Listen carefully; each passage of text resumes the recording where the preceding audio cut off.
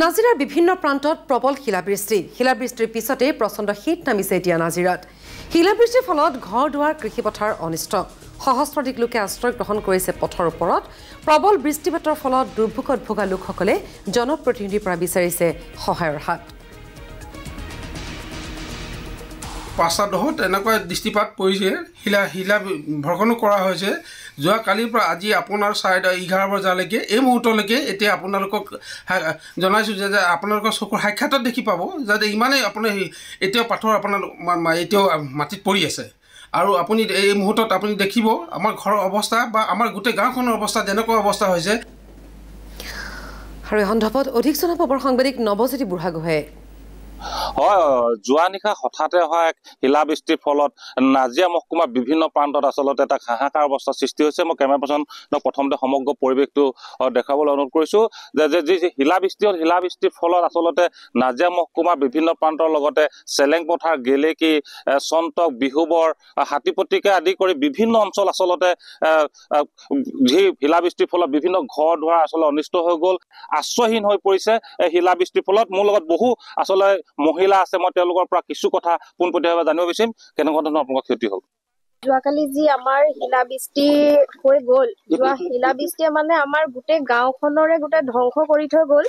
এক প্ৰকাৰে ক'ব লাগিব আমাৰ গোটেই যি ঘৰৰ মানুহবিলাকৰ টিং আছে টিংবিলাক পুৰা চালনি সদৃশ হ'ল আৰু এতিয়া মানে মানুহৰ ঘৰত গোটেই পানী সোমাই তেওঁলোকে ৰাতিটো পাৰ কৰিবৰ কাৰণে বহুত অসুবিধাৰ সন্মুখীন হ'বলগীয়া হ'ল কাপোৰ কানি নাই যি পিন্ধি থকা কাপোৰ সেই পিন্ধি থকা কাপোৰ কানিয়ে আৰু আমি পিন্ধি তেনেকে আছো আৰু এতিয়ালৈকে কিন্তু আমাৰ চৰকাৰী এনেকুৱা কৰ্তৃপক্ষ কোনো আহি আমাৰ খা খবৰ লোৱা নাই আৰু হয়ও আমাৰ গাঁৱত তেনেকুৱা ধৰণৰ কোনো মানে কৰ্তৃপক্ষৰ বিশেষ আমি মানে আমাক সুবিধা কিবা কৰি দিয়া আজিলৈকে দেখাই নাই আৰু এতিয়া আমি যিখিনি মানে এতিয়া আপোনালোকে কোনোবা আহিছে নেকি কোনোবা প্ৰশাসনৰ মানুহ বা জনপ্ৰতিনিধিসকলে কিন্তু আমি তেওঁলোকৰ ওচৰলৈ আমি নিজেহে যাবলগীয়া হৈছে দেই তেওঁলোকক আমি নিজে ক'বলগীয়া হৈছে যে আমাৰ এনেকুৱা ধৰণৰ ক্ষয় ক্ষতি হৈছে যিবিলাকে ধৰক খেতি বাতি কৰি চলি থাকে তেওঁলোকৰতো ধান পথাৰতে নাইকিয়া হৈ গৈছে ঘৰৰ যি শাক পাচলি আছিলে সেইবিলাকো নাইকিয়া হৈ গৈছে ঘৰৰ কাপোৰ চাপোৰ যি আছিলে সেইবিলাক চব মানে তিতি বুৰি শেষ আৰু আজি এতিয়া যদি ৰ'দ নিদিয়ে কেনেদৰে মানে শুকুৱাই সেইখিনি পিন্ধিব আৰু সেইটো মানুহবিলাকে আমি নিজে গম পাইছো আৰু কেনেকে থাকিব লাগিব মই ইয়াৰ থ্ৰু দিয়ে এইটোৱে ক'ব বিচাৰো যে আমাক মুখ্যমন্ত্ৰী ডাঙৰীয়াই মানে যেনে তেনে কৰি আমাক আমাৰ গাঁওখনত অলপ সাহায্য প্ৰদান কৰে আৰু আমাৰ গাঁৱৰ মানুহখিনিক ভালদৰে চাই আৰু আমাৰ কৰ্তৃপক্ষৰ মানুহখিনিও আমাৰ লগত সহযোগ প্ৰদান কৰে কি ক'ব মোৰ যে ল'ৰা পোৱালি লৈ পিনে অকলে আছিলো পথাৰৰ মাজত ঘৰ আছে আপোনাৰ কি ক্ষতি হ'ল গোটেই টিং চিং নাইকিয়া হৈ গ'ল আৰু খেৰৰ ঘৰ আছিলে সেইটো একেবাৰে খেৰ গোটেই ফুটা কৰি চৌকা টৌকা একেবাৰে একদম শিলগুটি সমান হৈ গ'ল চৌকা টৌকা একো নাই ল'ৰা বেহুচ হৈ গ'ল ল'ৰাক লৈ মানুহজনৰ কামলৈ গৈছিলে অহা নাছিলে মোৰ ল'ৰাটো এনেকে বেহুচ হৈ যোৱা দেখি ভয়তে মই পালেঙৰ তলত লৈ ল'ৰাটো কি হৈ গ'ল বুলি কি হ'ল কি নাই বুলি তেনেকে থাকি ঘৰ দুৱাৰ অৱস্থা নাই মোৰ লগত আৰু এগৰাকী মহিলা আছে বাইদেউ কি ক'ব